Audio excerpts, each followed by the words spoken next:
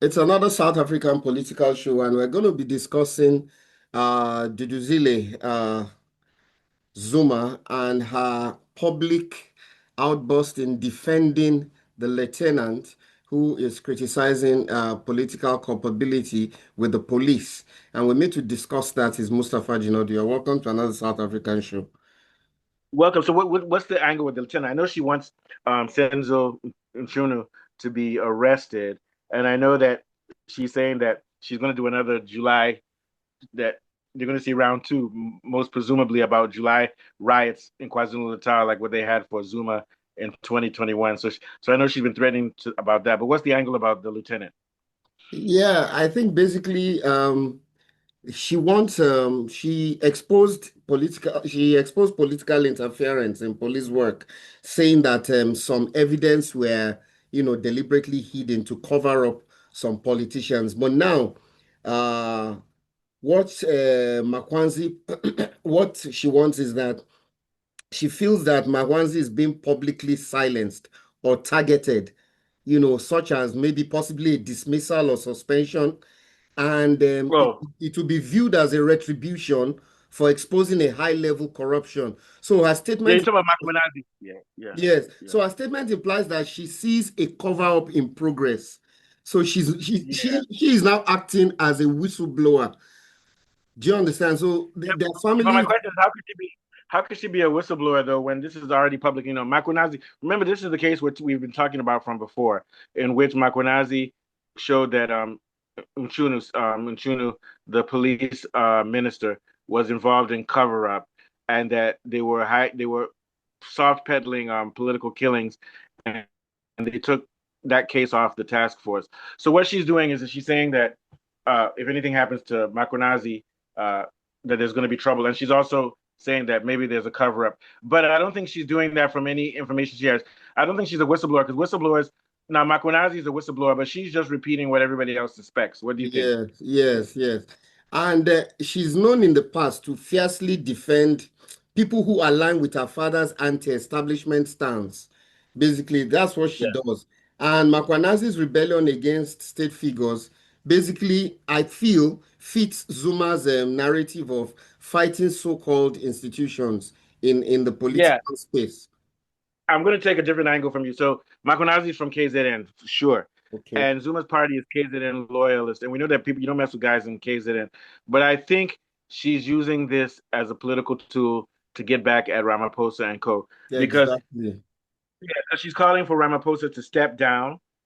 She's calling for there to be more investigations and for the political killings cover-ups, those dockets to be checked by the task force committee again. So my view is I think she's just doing this to stay in public because she's trying to take the heat off of herself because she has a trial in August, which is laid back to the riots and the killings that she might have incited in 2021 when her dad was being charged on criminal charges too. So it's ironic. Her dad was being charged on criminal charges and she incited a riot or helped incite a riot.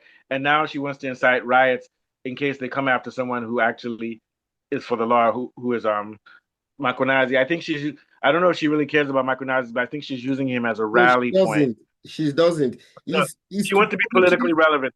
yes. Is to She's mad publicly. because her king boyfriend is getting BJs from other girls and shit. So she needs to be she needs I to, think she's always she's trying to boost her public image that's what I think, yeah. as someone that stands against corruption, and she wants Yeah. to align with law enforcement. When in actual fact, what she's doing is she's putting pressure on the ANC government as corrupt Yeah. or authoritarian. Yeah. It's not that And I she think cares any less about Mkhwanazi. but She's she has just a putting valid pressure point. on Ramaphosa. She has a valid point. I don't know if Malema's talking about it also. Ramaphosa put Nchunu, who they have strong evidence was involved in covering up political murders and was involved with murderers and attempted murderers, and he only puts him on leave of absence.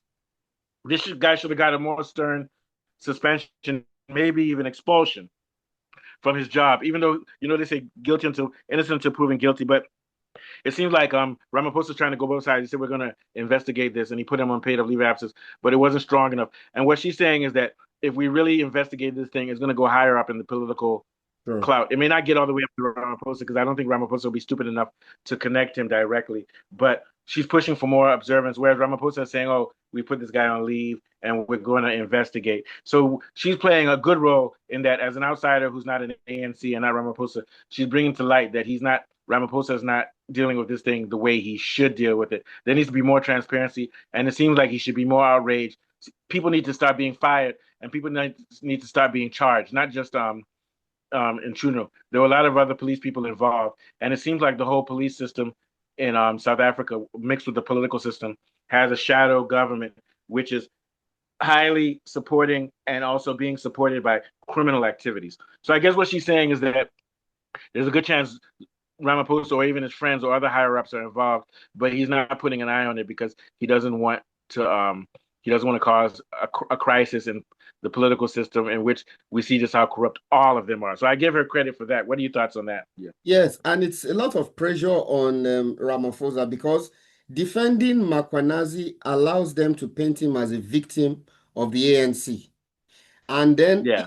if you take up what Mkhwanazi's cause, Duduzile puts pressure on Ramaphosa and the ANC leadership, and they now have to take a stance. Are they defending the police commissioner or silencing him? So they are under a bit of pressure. Ramaphosa can't continue to ignore what's going on. He has to take a stance. Either he's supporting the police commissioner or he's seen to be silencing him, which risks a He's lot of putting on leave of that. a public backlash. I mean, yeah, he's standing against Mchuna, who's been the one that's been the whistleblower, Mkhwanazi put on the fire. But it just seems like, to say that he has a leave of absence, he needs to take a more vigorous approach. If it were me and I was the president, I'm like, He this needs shit to be has to stop decisive. now. He needs to be Yeah, decisive. but we know what it boils down to. ANC and Democratic Alliance are not really interested in getting rid of corruption, crime, and other things Yes, in South yes, Africa because it's not part of their agenda. Their only agenda is to get rich off of the wealth of South yeah. Africa without taking into account Of course. um, the hopes and fears and well-being of Black people. ANC doesn't give a shit about them anymore. Of course, they ANC don't is all care. about They don't grant care. and DA only cares about white corporate South Africa, and they're also aligned with Western powers, with the Yeah, white supremacy structure around the world, which is basically business, which is mostly run by white people, which is why Ramaphosa and Rupert went with Ramaphosa to meet Trump because they're interested in joining with their boy Elon Musk to get yeah, Starlink satellite contracts. So yeah. I don't, so and it's clear South Africa has a systemic problem with the police and with crime, in which big business and politicians and criminal syndicates are all together. And if we really put a strong light into it, you'll see that there's not a majority, but a significant number of people in parliament and police and the legal system are involved in this. And that's why we have to once again say kudos and a great job by Mkhwanazi for whistleblowing and putting himself in Yeah, danger. Now yeah. going back to Duduzile Zuma, she's saying if anything happens to him, they're ready to riot again. What I say is amen. But she also needs to be careful because she's on trial for terrorism because she said this in Yeah, July. She incited violence in July 2021. So she's doing it again. She's a hot pocket. She's a very yeah. so what she needs to say is that cut back on the rhetoric and saying this will be round two of Exactly. riot. That's a wrong And statement. It yeah, can be she can say seen it to be she inciting can say it in a violence. different way. Yeah. Yeah, In fact, yeah, but that's how I'm not dissing them, but the Zulu people are hot blooded like Italians. When they talk, they talk. They're like, we're gonna kill you, we're gonna fight. So I understand she's a very militant. The Zulu people are very militant, yes. but she should tone it down because we don't want to incite violence and people to get hurt. But we do want South Africa to say we're tired of this and to even if it has to be put the country on shutdown until women, children, and all human beings are safe, which also means that the police have to be held accountable. The police cannot be supporting political killings, supporting cartels that turn women into drug addicts and prostitutes and keep them as sex trafficking. The police should not be involved in that. And by extension, South Africa's government should not be involved because we know that guys like Mchunu were enabling criminals to do these types of things. What are your last thoughts, Afolabi? Yeah, basically, you're right about that. But I think reminding them of July 2021 unrest is a long shot. Although she's also Yeah. subtly subtly putting them under pressure that look at what happened in July 2021. This could be round two. If you victimize this guy, it could have, Yeah. far-reaching consequences. So they're at a very tricky junction here. I don't know how ANC and Ramaphosa Oh yeah, would respond to yeah. this. It- I hate to say it. she has put Ramaphosa's them hands on are the tied. spot. She has actually put them on the spot.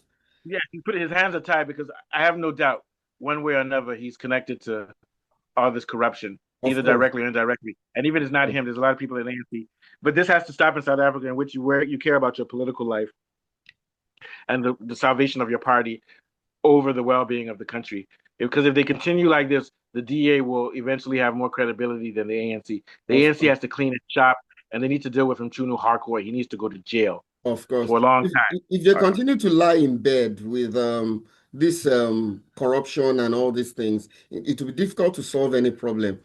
It's only Yeah, maybe EFF and Julius Malema that are truly anti-corruption, even though his leadership style is not as polished as mm, any of these guys. But EFF are the really anti-corruption, in terms of principle, you know. yeah, The I'd rest agree are with you on just that. corrupt.